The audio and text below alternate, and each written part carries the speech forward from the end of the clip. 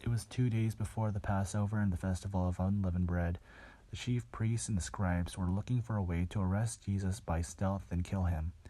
For they said, "Not during the festival, or there may be a riot among the people." While he was at Bethany in the house of Simon the leper, as he sat at the table, a woman came in with an alabaster jar of very costly ointment of nard, and she broke open the jar and poured the ointment on his head. But some were there who said to one another in anger, "Why was the ointment wasted in this way? For this ointment could have been sold for more than 300 denarii, and the money given to the poor." And they scolded her. But Jesus said, "Let her alone. Why do you trouble her? She has performed a good service for me. For you always have the poor with you. You can show kindness to them and whenever you wish, but you will not always have me. She has done what she could. She has anointed my body there beforehand for its burial. Truly I tell you, wherever the good news is proclaimed in the whole world, what she has done will be told in remembrance of her." Then Judas Iscariot, who was one of the 12, went to the chief priests in order to betray him to tell them. When they heard it, they were greatly pleased and promised to give him money. So he began to look for an opportunity to betray him. On the first day of unleavened bread, when the Passover lamb is sacrificed, his disciples said to him, "Where do you want us to go and make the preparations for you to eat the Passover?" So he sent 2 of his disciples, saying to them, "Go into the city, and a man carrying a jar of water will meet you.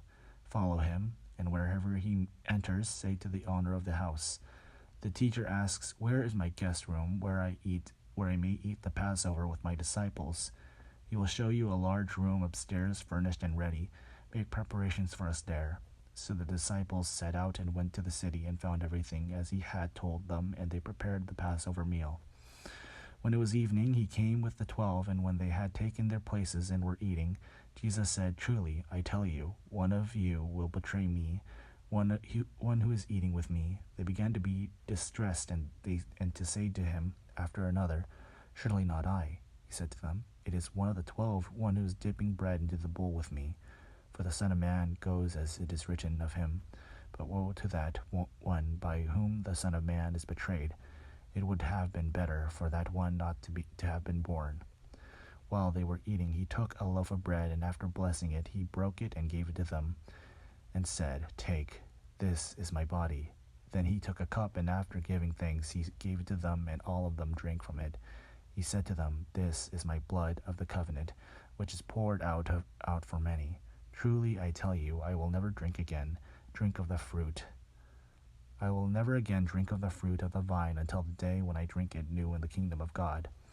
When they had sung the hymn, they went out to the Mount of Olives, and Jesus said to them, "You will all fall away, for it is written, 'I will strike the shepherd, and the sheep will be scattered.' But after I am raised up, I will go before you to Galilee." Peter said to him, "Even though all fall away, I will not." Jesus said to him, "Truly I tell you, this very night, before the cock crows twice, you will deny me 3 times. But he said vehemently, "Even though I must die with you, I will not deny you." And all of them said the same. They went to the place called Gethsemane, and he said to his disciple, "Sit here while I pray." He took with him Peter and James and John, and began to distress and agitated. And he said to them, "My soul is deeply grieved, even to death. Remain here and keep awake." And going a little further, he threw himself on the ground and prayed that, if it were possible, the hour might pass from him. He said, "Abba, Father, for you all things are possible. Remove this cup from me, yet not what I want, but what you want." He came and found them sleeping, and he said to Peter, "Simon, are you asleep? Could you not keep awake 1 hour? Keep awake and pray that you may not come into the time of trial. The spirit indeed is willing, but the flesh is weak." And again he went away and prayed, saying the same words. And once more he came and found them sleeping, for their eyes were very heavy, and they did not know what to say to him. He came a 3rd time and said to them, "Are you still sleeping and taking your rest? Enough, the hour has come. The Son of Man is betrayed into the hands of sinners. Get up, let us be going. Look, my betrayer is at hand." Immediately, while he was still speaking, Judas, one of the 12, arrived, and with him there was a crowd with swords and clubs, from the chief priests, the scribes, and the elders. Now the betrayer had given them a sign, saying, "The one I will kiss is the man. Arrest him. Arrest him and lead him away under guard." So when he came, he went up to him at once and said, "Rabbi," and kissed him. Then they laid hands on him and arrested him. But one of those who stood near drew his sword and struck the slave of the high priest, cutting off his ear. Then Jesus said to him, "What, have you come out with swords and clubs to arrest me as though I were a rebel? Day after day I was with you in the temple teaching, and you did not arrest me. But let the scriptures be fulfilled." All of them deserted him and fled. A certain young man was following him, wearing nothing but a linen cloth. They caught hold of him, but he left the linen cloth and ran off naked. Then they took Jesus to the high priest, and all the chief priests, the elders, and the scribes were assembled. Peter had followed him at a distance, right into the courtyard of the high priest, and he was sitting with the guards, warming himself at the fire. Now the chief priests and the whole council were looking for testimony against Jesus, to put him to death, but they found none. For many gave false testimony against him, and their testimony did not agree. Some stood up and gave false testimony against him, saying, "We heard him say, 'I will destroy this temple that is made with hands, and in 3 days I will build another, not made with hands.' But even on this point their testimony did not agree. Then the high priest stood up before them and asked Jesus, 'Have you no answer? What is it that they testify against you?' But he was silent and did not answer. Again the high priest asked him, 'Are you the Messiah, the Son of the Blessed One?' Jesus said, 'I am. And you will see the Son of Man seated at the right hand of the power, and coming with the clouds of heaven.' Then the high priest tore his clothes and said, 'Why do we still need witnesses? You have heard his blasphemy.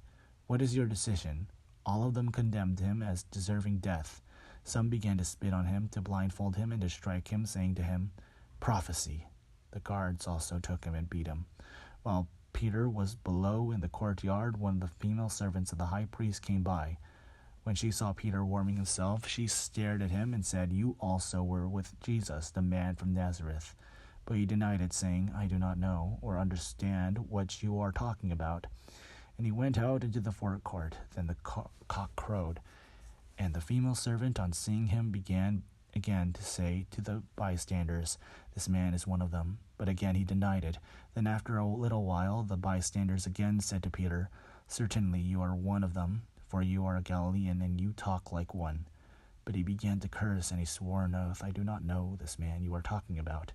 At that moment the cock crowed for the second time. Then Peter remembered that Jesus had said to him, 'Before the cock crows twice, you will deny me 3 times.' And he broke down and wept.